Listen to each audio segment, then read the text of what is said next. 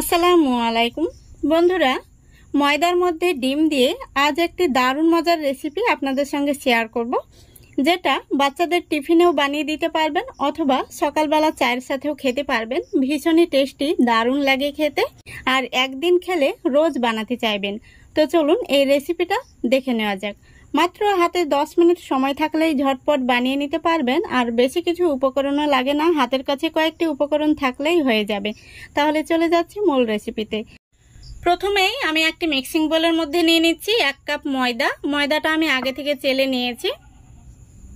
এরপরে দিয়ে দিচ্ছি একটি ডিম।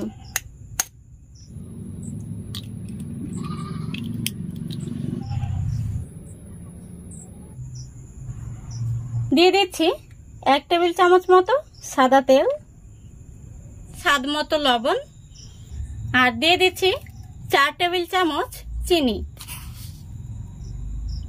মিষ্টির পরিমাণটা আপনারা নিজেদের মতো করে দিয়ে নেবেন। আর এখানে দেখুন, এই চা চামচের 4 ভাগের 1 ভাগ ইস্ট আমি এই কুসুম গরম দুধের মধ্যে ভিজিয়ে রেখেছি। এটা কোনো কারণে স্কিপ হয়ে গেছে। এখন আমি এই দুধটা দিয়ে দিচ্ছি। এবার খুব সুন্দর করে আমি হাত দিয়ে ডোটাকে মেখে নেব। এই নাস্তাগুলো বা পিঠাগুলো বানাতে কোনো রকম বেকিং পাউডার বা বেকিং সোডার প্রয়োজন হবে না। খুব সুন্দরভাবেই কিন্তু নাস্তাগুলো ফুলে যাবে। দেখুন বন্ধুরা, আমি ডোটাকে খুব সুন্দর করে মেখে নিয়েছি। এখন আমি কিছুটা ময়দা ছড়িয়ে দিচ্ছি যেন লেগে না যায়। এবার ডোটাকে আমি রেস্টে রেখে দেব 10 মিনিটের জন্য।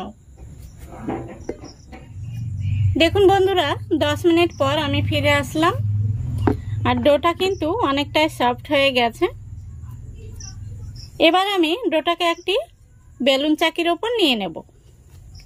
উপর থেকে হালকা করে ময়দা ছড়িয়ে দিচ্ছি। হালকা করে ময়দা ছড়িয়ে দিয়ে ডোটাকে আমি একটু মোটা রেখে বেলে নেব। খুব বেশি পাতলা করা যাবে না, একটু মোটা রেখে বেলে নিতে হবে। দেখুন বন্ধুরা, ডোটাকে আমি একটু মোটা রেখে বেলে নিয়েছি। এই দেখুন, পুরোটা কিন্তু এরকম হবে। এখন আমি একটি গ্লাস নিয়েছি, এই গ্লাস দিয়ে পিঠাগুলো কেটে নেব। আপনারা চাইলে কুকি কাটার দিয়েও কেটে নিতে পারেন।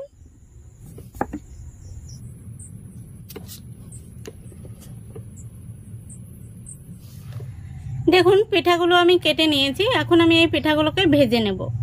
পিঠাগুলো ভাজার জন্য আমি তেলটা আগে থেকে গরম করে নিয়েছি, আর গ্যাসের ফ্লেমটা একদম লো ফ্লেমে রেখেছি। এখন আমি পিঠাগুলো একে একে তেলের মধ্যে দিয়ে দেব। গ্যাসের ফ্লেমটা কিন্তু বাড়ানো যাবে না, লো ফ্লেমে রেখেই পিঠাগুলোকে ভাজতে হবে।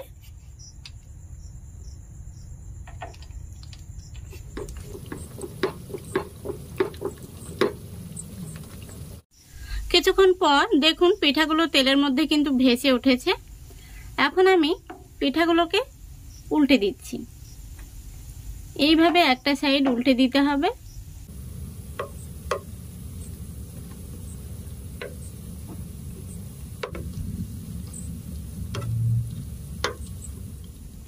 পিঠাগুলো খুব সুন্দরভাবে কিন্তু ফুলে উঠেছে, দেখতেই পাচ্ছেন।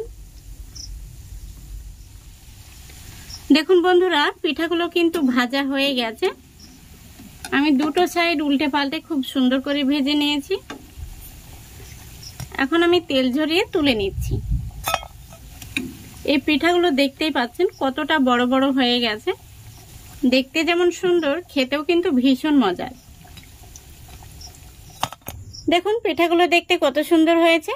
মাত্র 10 মিনিটে আপনারা ঝটপট এই পিঠাগুলো বানিয়ে নিতে পারবেন। হাতের কাছে কয়েকটি উপকরণ থাকলেই বানানো হয়ে যাবে, আর বাচ্চা থেকে বড় সবাই কিন্তু খুবই পছন্দ করবে। তো আশা করছি আজকের এই রেসিপিটা আপনাদের ভালো লেগেছে। যদি ভালো লেগে থাকে অবশ্যই লাইক, কমেন্ট, শেয়ার করে দেবেন এবং চ্যানেলটিকে সাবস্ক্রাইব করে আমার পাশে থাকবেন। আজকের মতো এখানেই বিদায় নিচ্ছি। সবাই ভালো থাকবেন, সুস্থ থাকবেন। খোদা হাফেজ।